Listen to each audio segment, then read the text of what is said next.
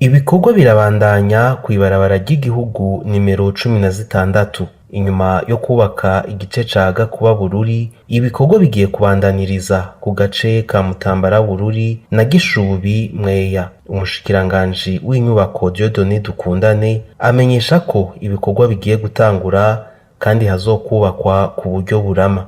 Nkuko mubizi hariho agace ka Bururi Gakuba kamaze kubakwa tubifashijwemo n'aya mabanki yo mu bihugu by'Abarabu Badeya, Fonds Saoudien, Ofide na Fonds Cohesien.